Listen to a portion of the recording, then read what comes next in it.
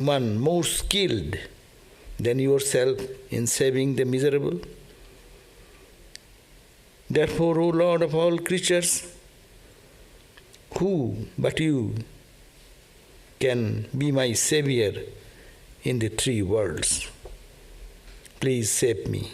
Om, peace, peace, peace be unto us all. So today our topic is the forest of Samsara. This Samsara, this world, Samsara word, it is just I read the composition of Sri Shankara, Shankaracharya, Adi Shankara, in his Sivananda Lahari. He looked at this world with this way, this world with a dull intellect. We think this world is true, we enjoy the world, we feel we are blessed to be in the world, and we die one day in this world, in this turmoil of life, his journey. Here, Samsara, the word Samsara means samsarati iti. It is moving every moment. You see the reality, but it's a wonderful creation of this delusion or Maya, that I see it is there, but it is not. Every second, everything is changing. Samsarati, sore jacche.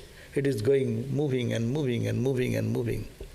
Nothing in the world is static and stable. But I foolishly think it is continuum. It is the continuum. I want to grab everything from this world, and I want to enjoy this world. And that's nothing wrong. We do that. We are all struggling to get joy, get peace, get happiness. But it's a forest. And you enter into the forest. Ramakrishna gave a beautiful example. The forest example.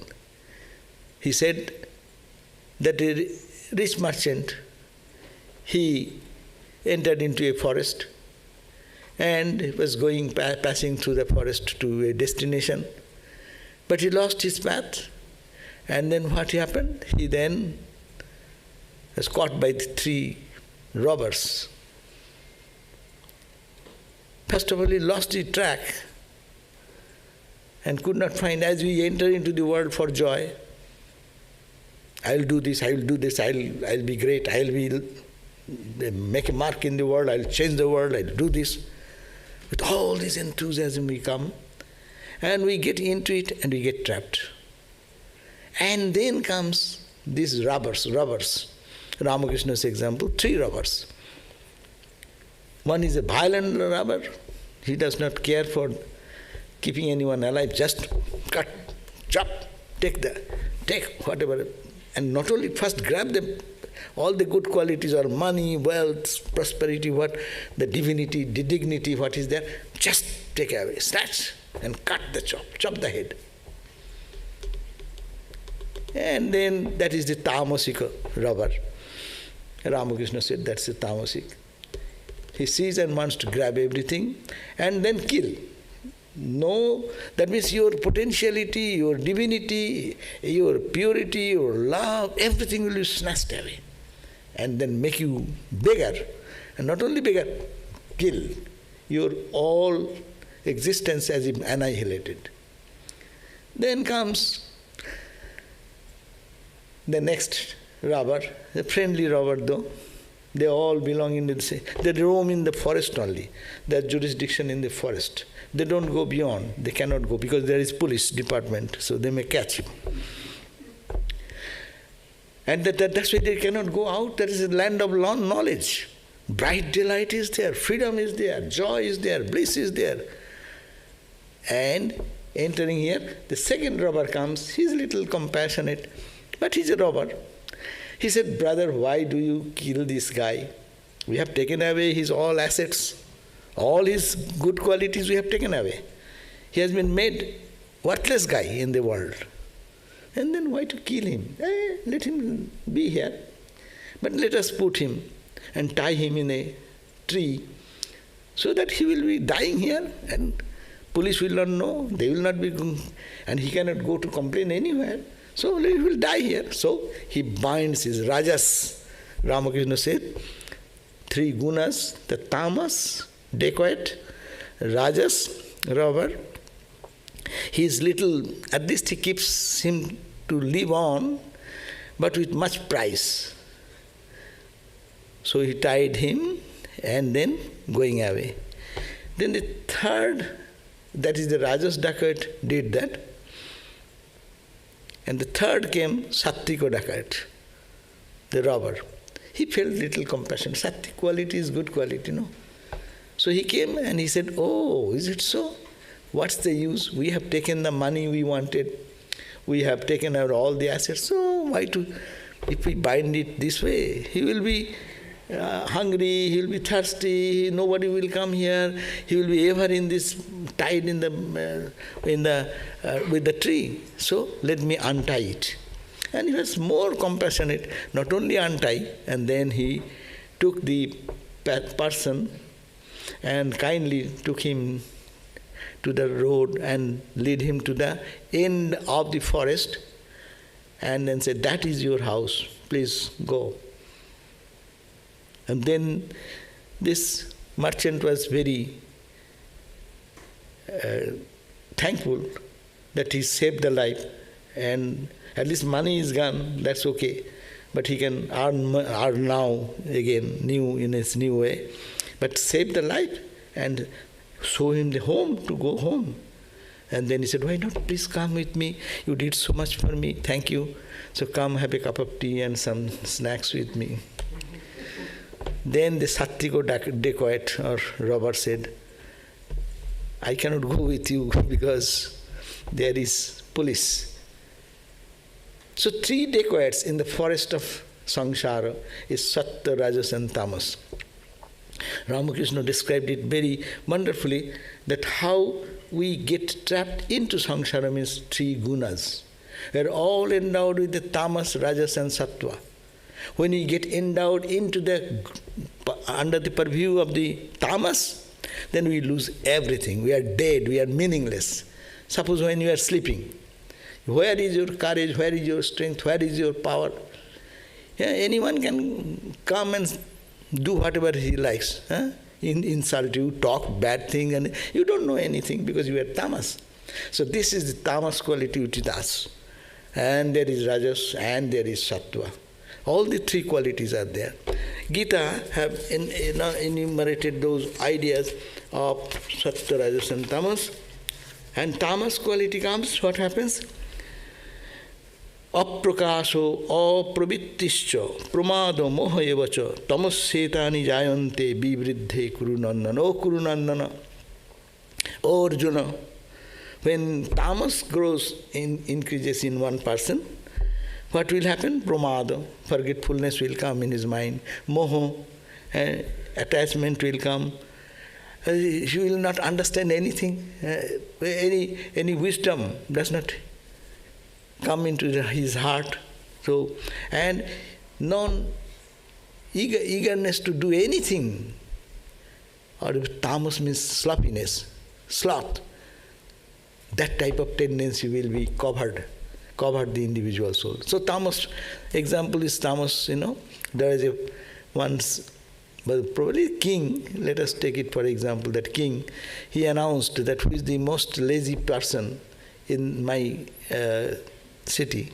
So I'll give a prize to that person. So they called and many came, and they will get a good prize, big attraction. And they put the fire.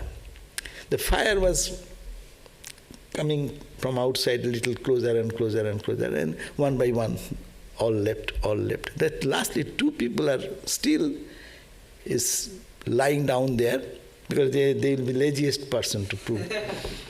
So one said, hey, the fire is just here, let us go. They, no. He says that my pee-poo, he cannot say that much, my back is burning. Back burning, he said, BB. Back he cannot pronounce, so much tamas. Burning he cannot pronounce, so much tamas. And the other one is lazier. He said, Ghusu, turn yourself to other side. Still some time is there. That's the example of tamas. In no enthusiasm in life, you give anything. So this quality is tamas quality. It destroys everything. No enthusiasm, even to enjoy something, go and grab something. That is gone. That's why Swamiji sometimes criticized the Indian condition. It is in the name of sattva, it is living in the tamas quality. No energy, no enthusiasm, nothing to do, as if it is done, dead. That is the tamas quality. And then what is the rajas quality? Better to have a rajas rather than tamas. Then he says lobha, the greed, pravitti, the clingingness or holding on, arambha, then he will be, I'll start this today, tomorrow another, third day another. Constantly engaging into something to do, one after another. Asamaspriha, and the intense desire to do this and do that and do that and do that. But nothing is completed, nothing is perfected. These are the rajas quality, activity, action. And sattvika quality will be sarvadvareshu asmin prakashu upajayate. He will be a person of wisdom, and his eyes, his senses will be sharp. Whatever he sees intently, clearly. Back end, he can see the far end of that because of the concentrated mind and pure body and pure mind. And that's knowledge. He will be established in knowledge of the truth, ultimate truth. Even in relative world, he will be a perfected person. His knowledge, his wisdom will suppress others. So these are the three gunas. We are all endowed with this. And that is the samsara in which we are roaming around. And in this samsara, we want to find peace. But horribly we know, looking at our own experiences, peace is a point of far away. It is an imagination. How much peace we get and how much suffering or restlessness overpowers us. That's our own experience. That's why Shankaracharya, in the prayer, he said, Asare sangsare. This sangsar, uncongenial. Asar means there is no essence. There is no real element in the world. What is the real element? What the world can give? We are running. But what we gain ultimately, if we pause and stop at any point of time and look back to all the endeavors we have done, to all our activities, all our actions, all our thoughts, what did I gain ultimately? What is my asset? We'll see that we are running, like Rabindranath Tagore says, like the stream, like the rainfall makes a flow and make a stream, gushes on, running, and they don't know where it is going. But we are all going towards the ultimate truth, that ocean of joy, ocean of bliss. But trying to this is called asara. Asara means non-essential. Samsara. Asare samsare. Asar, it is non-essential. Samsara, that which is moving every moment, but giving me an illusion that it is real. I can get it. I'll be happy with it. But before we grab it, it runs away from us. Anything we grab. Beauty, we try to grab. Beauty, in few days we understand beauty is not stable thing. It is for few days and it leaves. Youth, I will hold on to youth. It does not stay with me. Money, I will hold on. It does not stay. Everything in life is changing. The sun, the moon, the stars, these plants, the trees, the house, our relationship, our friend, everything is changing. And we are thinking, like the example in Buddhism is given, also Hinduism, it appears like a circle of fire, but it is a ball of fire only. And it is speed. It gives an appearance. The world is appearing to be stable, but it is a constant change in such a flux That is by Maya, and that is Samsara. And Nijo Bhajana Dure, it takes away my own spiritual practices. And because I do this Jaradhiya, my dhi, my understanding is not clear. I have not analyzed life this way. We are all going through the life. But rarely we analyze life and try to understand what is going on in me. What am I doing all through my endeavors? What achievement is there? And what is a useless running after things? How much I will do, how much I will continue to do this. So he says, I am Brahmantang, I am roaming around in this world of momentariness, non-essential in its essence. It is in the wheel of this unsubstantial world. And what is that world? It is births and deaths. We are born, we die, we grow, we die, again we born, again we go. This is the cycle of birth and death. And it is not congenial for this attitude. Therefore, then he's saying the second to Lord Shiva, show me the light so that I can conquer that, I can come out of this suffering. So Ramakrishna, we find that Swami Vivekananda is singing the song, Oh my mind, Mano chalo nijo niketane. He's saying, oh my mind, go back to my home. This is not the home. It is an inn. Sometimes it is said this world in which this body, it is an inn, temporary abode. We are moving on and on and on, and you travel for a long distance. So you cannot do for little rest, you stay in one home. And then you have to leave that home and then move on. So this is the Samsara Videshe. This world is your foreign land, it is not yours. This way we look at the Samsara. Now we will come to the ultimate. It is not all pessimistic, it is also optimism is there. But that's the beginning, is that what we are going through. We have to understand that we are not looking at the world in the proper perspective. So, why are we, this very first question, oh my mind, let us go back to my own home. Why are you wandering in this unsubstantial world, this foreign land? You come to visit for some time and you are aimlessly running for this. So, mind go. So that's the prayer. There are also beautiful songs. In gospel you can find many songs. That you see, another song is there which says, oh my mother, my boat is sinking in the ocean, in these waters. And when it is sinking, again the storm of Maya is blowing it, and I am helpless. My mind is a driver which has no control over himself. He's inconsistent. And he has 6, what you call rowing people, no? They row the boat. Oarsmen. And they are also unskillful. They do not know how to. So condition is that it is leaking, storm has come, the boat is sinking.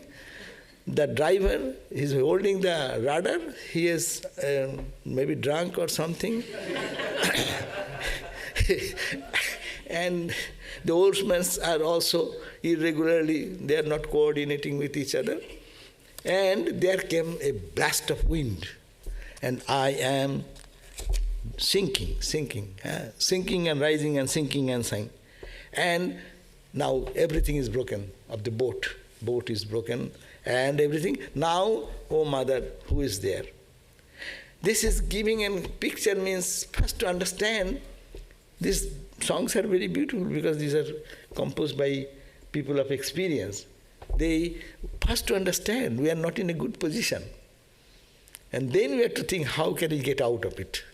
But if we think that I am okay, then there is no question of finding any rescue.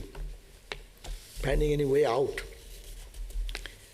I used to go to give a Gita class in one place, and one gentleman started coming.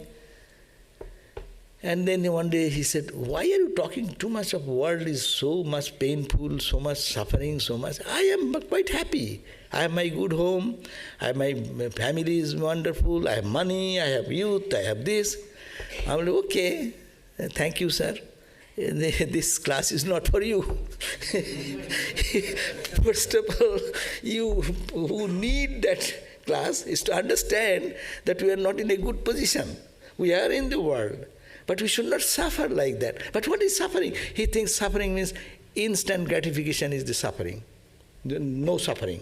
Instant gratification is not, it is the wrong concept. It is not the release of suffering. So it is to be understood first that we are in this condition. Actually, we are not looking at our eternal life. We are not looking who we are really. We are thinking of the instant gratification, the senses and the sense objects and their connection, and that forgetful about that what is the end result and how much labor we do to reach that point. First of all, how much labor we do to reach that joy.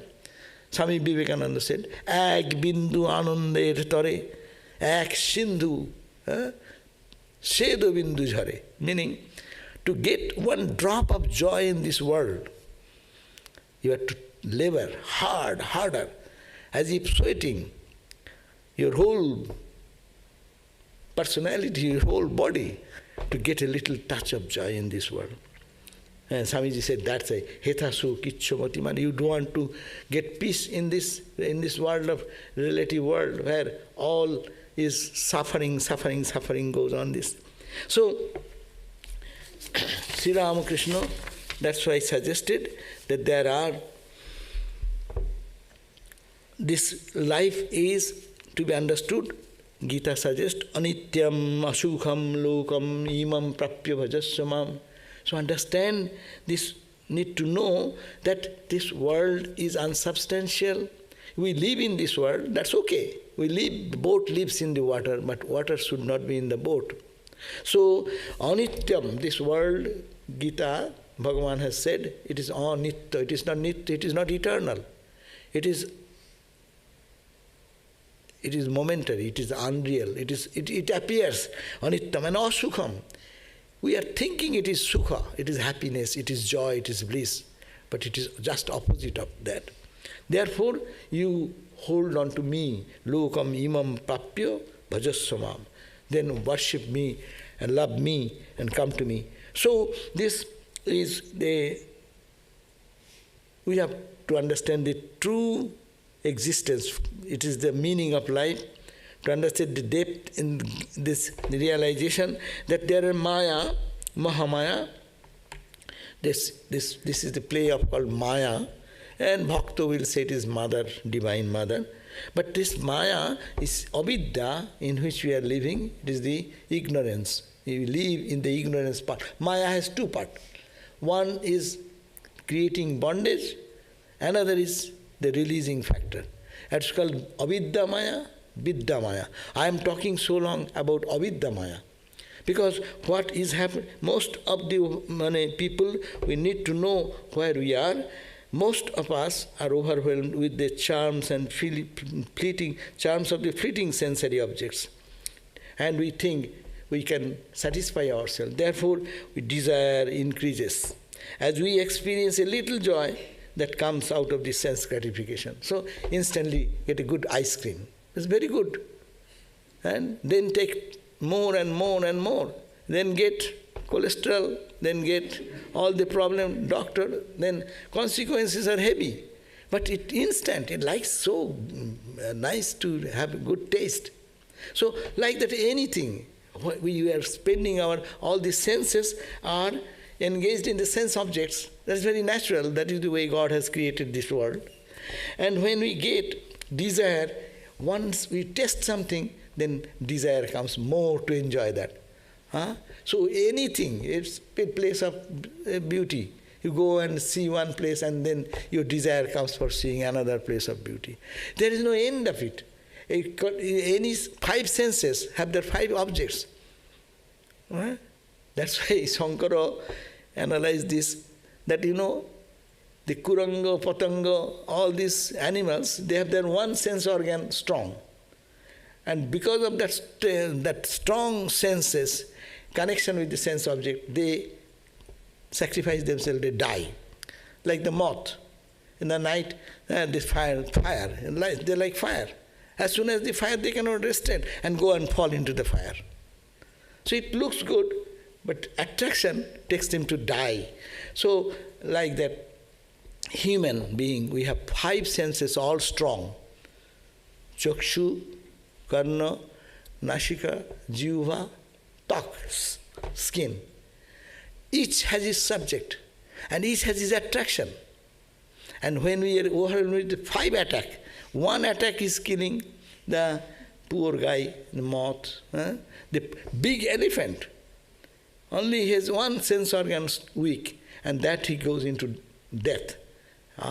So everything you find that the world is, God has created this way. So we get entangled into it, we feel that it is joy, and we go for second time and third time. That's why there is the story of the Jajati.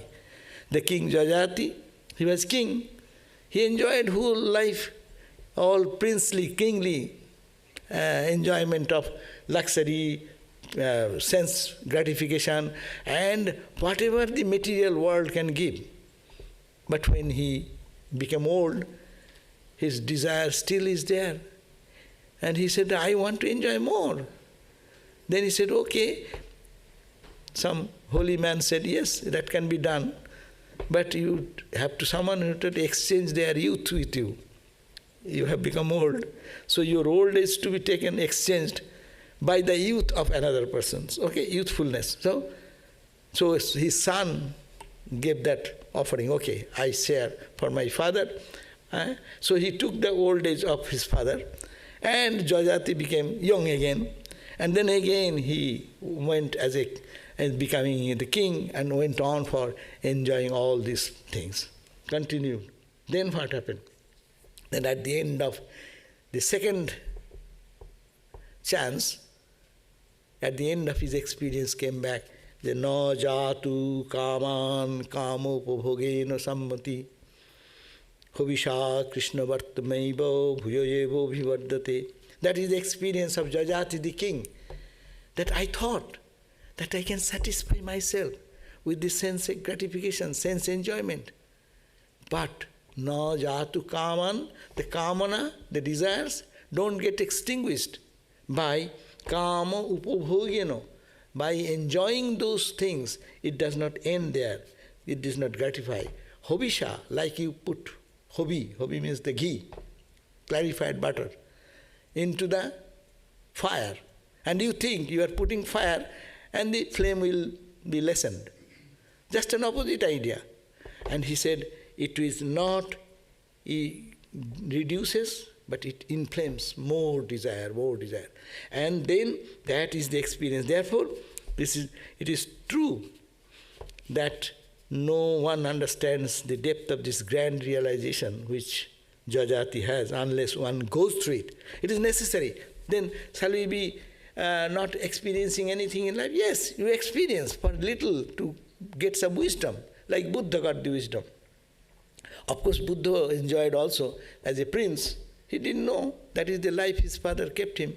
So he experienced what the world can give: beautiful wife, children, the son is born, and a pleasurable garden, dancing, singing, all the time going on. And it awakened. He was awakened into the consciousness. When he observed this, the result of this, what happens in their life. Sense gratification is not the end, and it cannot give you permanent joy. It gives joy, undoubtedly it gives joy, but it cannot give permanent joy. So this understanding is a grand understanding which Jajati is saying about that. And people can learn by seeing, some can learn by seeing, but most of the people should go through the experience. Without going through the experience, no one learns, no?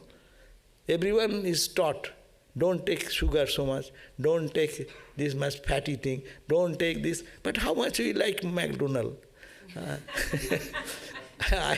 When I go by McDonald's, my mind says, okay, let us go have something.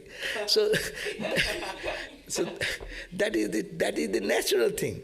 But we have to understand, when it intellectually understanding that it will not do, but also have some experience, see what is happening in others' life, we can learn. Those who learn by seeing others, they are advanced souls, they have their own past experience and samskaras. But everyone should go through the experience to get out of it. But this experience comes much later. So sense experience, its momentariness, its reactions, its frustrations, the disease it brings, the voidness ultimately it comes, this gives us a waking call. So this is nothing wrong. God has a plan. And we go through these experiences of samsara. You love someone, you are betrayed. You feel someone that is your friend, ultimately you understand, no, he is not. In this world we get so much of battering. In the samsara, this is the samsara. Most trustworthy person of your life, you see that in your time of difficulties, just is not there for you. You have to struggle alone. So when we get this experience, that is a waking call. And probably that is the way God has created this world. Asare, sangsare. And this sangsara is asaro, unsubstantial. Unsubstantial in the sense, it cannot give us sara, essential joy, absolute joy, unfailing joy, timeless joy. So, therefore, the sense experience has to be understood. Yes, it is good, but it is momentary. As I give the example, this when you take the ice cream in your tongue, ice cream is good, so long the tongue, and goes down here, there's a memory. That's all. You saw something beautiful, so long you see, close your eyes, it becomes a memory.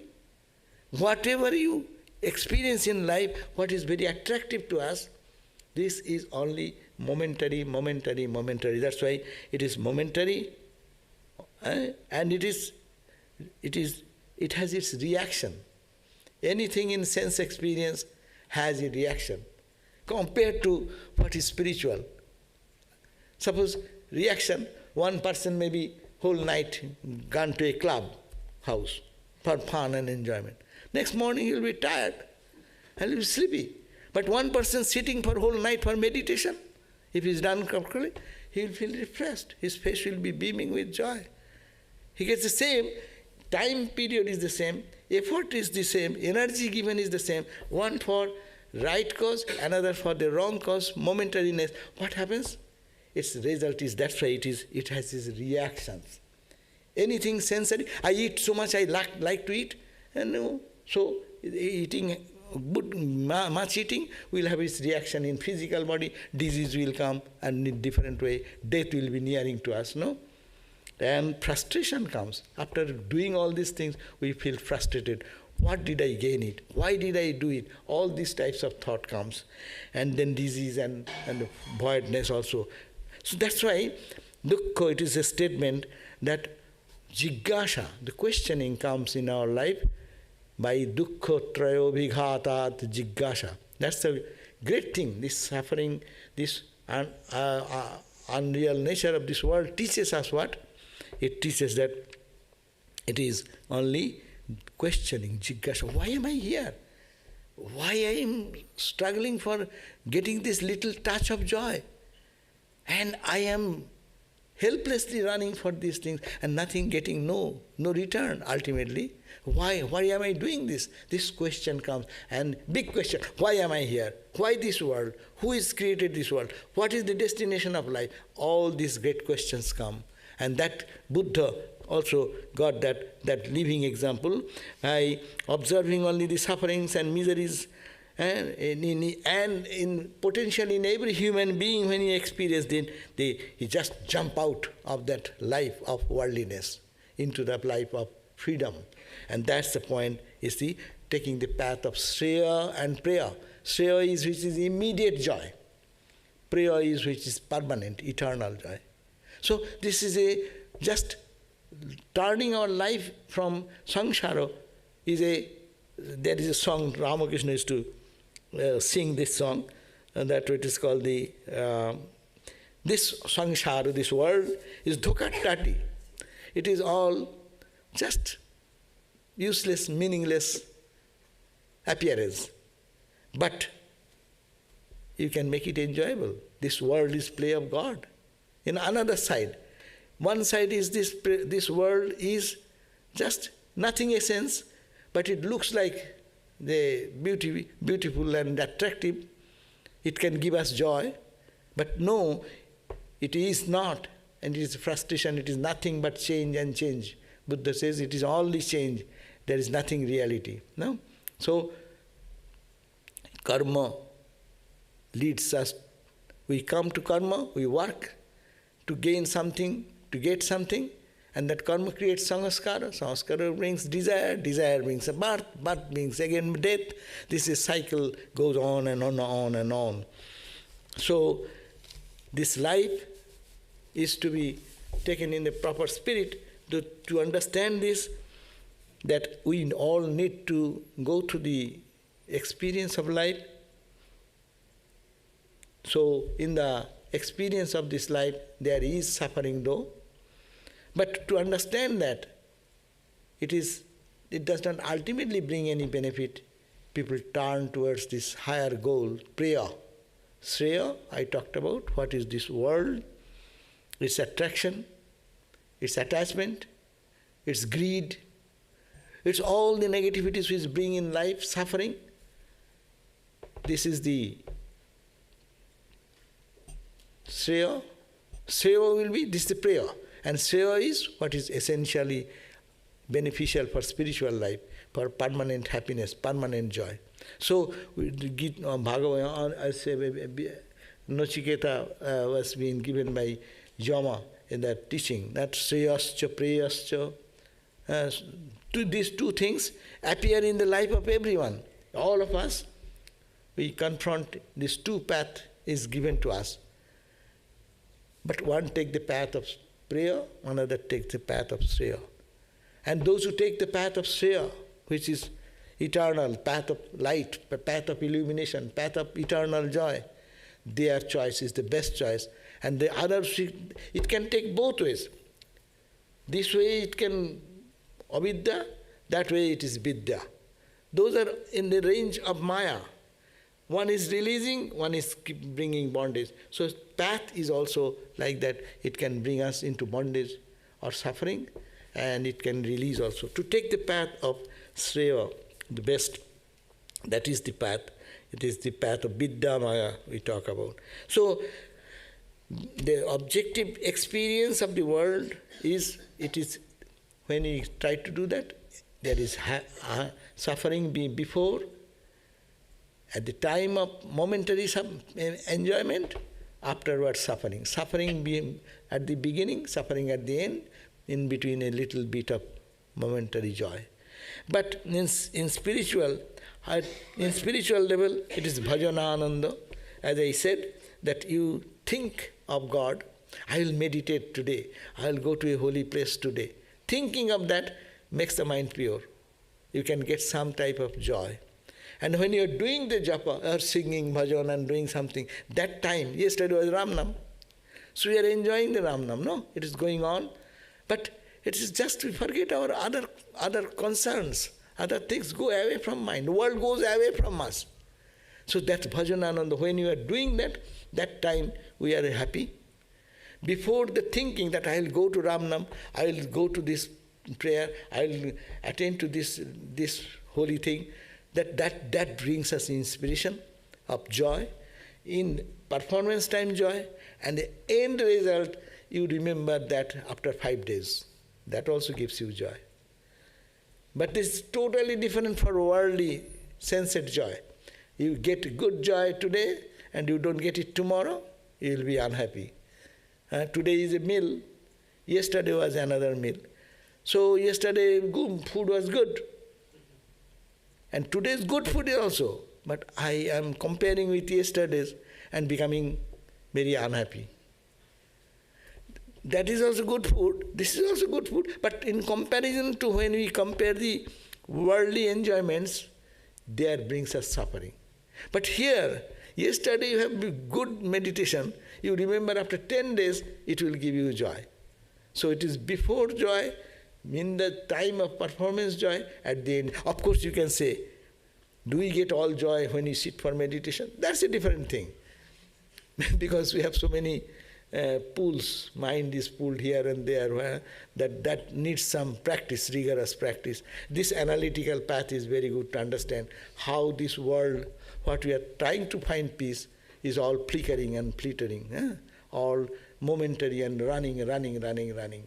So having this Bhajanananda and this Brahmananda, these are, that means when you think of it, it is happiness. When you are practicing this, that also happiness. At the end also that. So this flow of that happiness remains in that. Therefore, what is the path? Is given to by in the Bhagavat, to Uddhava, Bhagavan Krishna gave. Therefore, you live in the world and giving up the identity or attachment to your own friends and family members, not attached to them, but love them and move in the world with a free soul, like a free soul, and think of God. That's why our scripture says this life is for enjoyment, that without reaction, enjoyment without reaction. That's why Jivan Mukti, Vivek, that book tells us that Jivan Mukti Sukha Prapti Hetave Janmodharitam. We are born for this purpose, Janmodharan, because we are all pure soul, Atmana Nitya Muktena. The Atman is ever free. That free, ever free soul, why is entangled? To only experience the freedom of living while in the body, you will feel the joy, ecstatic joy. Like Rama, Krishna, Buddha, Christ, saints, they enjoy the bliss, even moving in the world of suffering and pain. So that is the purpose, not only to cry and weep in the forest of samsara. No? So, what do you want to say? We are in samsara, conclusion. Why we are in samsara, this impermanent world. But we need not weep and cry. Only we need to make a way to the freedom and bliss eternal. So Vedanta starts with pessimism, but it ends with all optimism, that seeing the same reality everywhere and in you and everywhere. It is all Satchidananda, it is ocean of joy, ocean of bliss, which is zero, it is all void, it is all negative, but it saturated with joy and bliss. So let us have this journey to that avidya, ignorance, to vidya.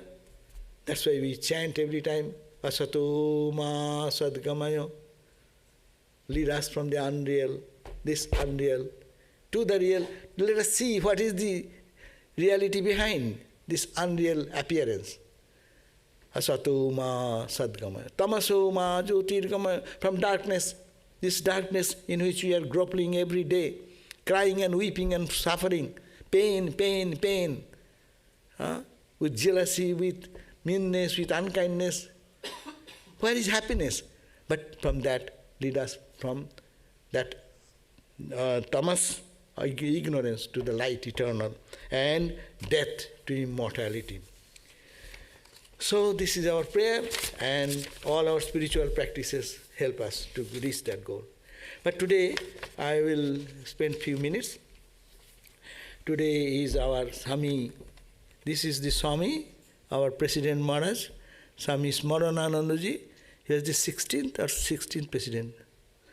He is the 16th president of our Ramakrishna order. The Swami was so today, the 7th, they are having some celebration in India going on, all over this, because he was the guru, like Pope in our order. So, to remember him, I had the great fortune to be with, under him for 12 years in a center. I worked with him. I saw a wonderful spiritual personality, who is full of enthusiasm, childlike, very simple, at the same time very intelligent, at the same time so a person of profound knowledge and wisdom, and humble to his ego. How can that person be so egoless? That is a sight to see. This Swami, his name is Swami Smaranananda, and he has a wonderful connection of today's topic. So I'll read that to you later. The Swami was born when a young age. He lost his mother and brought up by his aunt. He completed the school education in 1946, then went to Mumbai, and then there again he studied this school. And in early days he used to love to read various English literary books by Napoleon Hill. And he was influenced by the teaching of Mahatma Gandhi. He was young, he used to practice repetition of Sri Rama Rama as advised by Gandhiji. Later this practice became a turning point in his life. He liked to take solo walk to the worldly bridge in Mumbai, where he used to sit quietly on the large rocks and watch the setting sun. One day, while sitting there, Swami Smaranananda realized that he was just a dot on the surface of the earth. And when compared to the vastness of the rocks, sea and sky, however, he also understood that there was a great presence that resided in him, which was greater than the entire universe. And one day he told me that he was sitting like that and observing the waves and rumbling of the waves, and he is sitting and he is thinking, oh, why am I here? What is the goal of life? And that question haunted him. And he then analyzed. Acha, let me analyze. He is already working in some accounting company, or say, and is having good job and this. Then he said, if I become the CEO of the company, I'll be happy. See, momentary, today's topic has relevance in that. Then he said, and analyzed. And then my mind says, no, I will not be happy. I will be very much recognized by thousands of people. I will be happy. His mind says, no, that will not make me happy. He wanted to even said, okay, I'll be a big political leader. I'll be a statesman. I'll be the prime minister. I'll be the president. Will it happy? That he questioned that, and then everything was negated in his mind. And ultimately he said, that is the day he decided that this is not what I want. And this world cannot give me that happiness. Let me find it in that direction. Because you are studying and connected with the mission also. So, the urge to find answer to the question, what is the meaning of life and what should be my ideal in life, became intense in him. So he then took a decision and then joined it. And he was initiated by Swami Shankarananda, who is also my guru. But Swami Smaranananda took it long back in 1952. And then she was his initiation guru, Swami Shankarananda, the 7th president, and he was his Brahmacharya guru and also Sannyas guru. So, and then his life went on and he worked in different areas. First in the Advaita Ashram, Mayavati. First in Calcutta office, he was looking after that, managing the activities and the printing and books, all those departments he was under. And then he was manager, and then he became the president, and then he became the head of our Saradapit. I was working there for 23 years near Belur Math, big educational institution. And he developed every place where he went, very silently, very lovingly, and taking and coordinating with every person there. And he was good at the gardening, flowers. He is master in flower, how to generate more fruits and flowers. That was his another pastime. But he was spiritually so enlightened. So what he read in spiritual life, he said one thing which has connection with it today. So I will read that line, that in spiritual life we have a big goal of, we call Brahma Jnana. Every now and then we talk Nirvikalpa Samadhi, this, that. We always talk about that, no? Because Ramakrishna went to Samadhi, we think that is so easy that we can always go to Nirvikalpa Samadhi, and anything happens, I have been some Nirvikalpa or Savikalpa, something like that. It is not like that. So he says, spiritual life is something different. So he said, some lines from a sonnet by Cardinal Newman came to my mind. He says, I do not ask to see the distant scene, one step enough for me. I didn't understand the meaning when as a boy I read this, but they were in my memory. Many years later, when I had joined the order, this Ramakrishna order, I happened to be climbing a mountain in India, and suddenly a big fog came and covered up everything. If you fall, you may fall 1,000 feet below, but I could see one step ahead of me and one step behind. Then I suddenly remembered this line, one step for me. I can carry on, I can go on.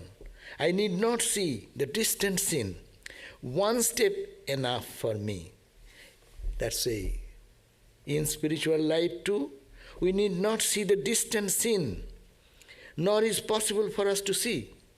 But we have to keep ourselves one path, one step enough for me. Beautiful idea. We always want that I will do meditation and we will reach today half samadhi, tomorrow another half samadhi. Okay, that's good idea, always to keep a good goal is goal. But we have to understand, we are fog. Fog of ignorance is around me. How much I talk, my mind does not gather all this. It's not sattika. We talked about that. It is rajasika and tamasika. So covered by this type of ignorance, we'll have to make every step important. Today, I did 1 hour meditation. One step, another step, another step. Don't plan a huge thing when it is covered with all fog and ignorance. Therefore, spiritual life, there is a, or he quoted Cardinal Newman, but Hindu scripture says, Sanaik Pantha, Sanaik Kantha, Sanaik Parvatalankhanam. Sanai means slowly, one step at a time. Pantha, you want to reach a destination, walk. You cannot just from here to there, you cannot go like. Sanai Pantha, you cover one step at a time. Sanai Pantha. Sanai Kantha, quilt. They used to sew the quilt, my hand sewing. You have to do one at a time. You sit and I will finish it. It is not like that. Sanai Kantha. Sanai Parvatalankhanam. You want to climb the rocks and mountains, you have to step one step, another step, another step, and pay attention to the step. So this is the teaching which relates to us, asare samsare, in this world of unsubstantial nature. We have to make a step to the substantial truth, to the essential truth, to the truth which will soothe our life permanently. This temporary happiness, this temporary joy, we have tried enough. Thousands and thousands of times we have tried that. It cannot give us joy, we know. Therefore we have to make a one step at a time, this spiritual journey, which Swami Smrananandaji took it in his life, and his whole life was like that. What he takes, one step at a time, and he attained to that such spiritual flight. And thousands and thousands of devotees are there for the Swami, and we offer our salutations to him. You also can. This is our great benefit that such spiritual people are still in our order to make it keep the same flavor of spirituality started from the beginning, continued in the Sangha. Thank you all.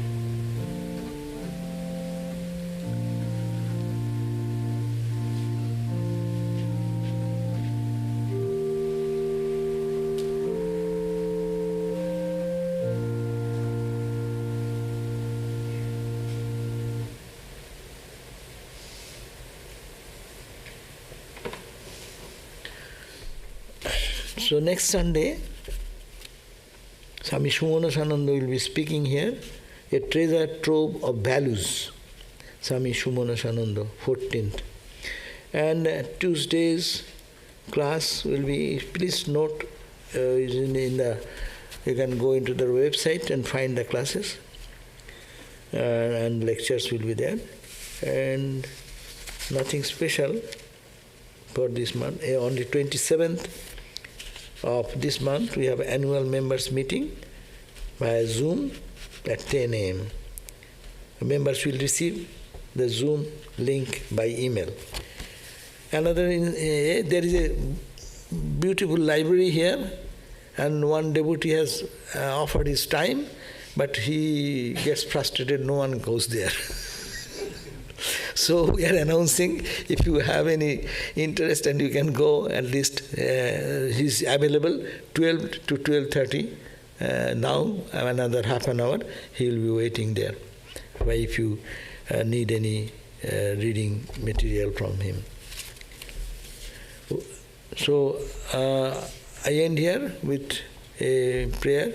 Om Nasato Ma Sadgamaya Tamasho Ma Jyotir Gamaya Mrityur Ma Amritangamaya Aviravir Maidhi Rudro Yatte Dakshinang Mukham Te Namang Pahi Nityam. Om Shanti Shanti Shanti. O Lord, lead us from the unreal to the real. Lead us from darkness to light. Lead us from death to immortality. And evermore shine in our hearts with your resplendent face. Om, peace, peace, peace be unto us all.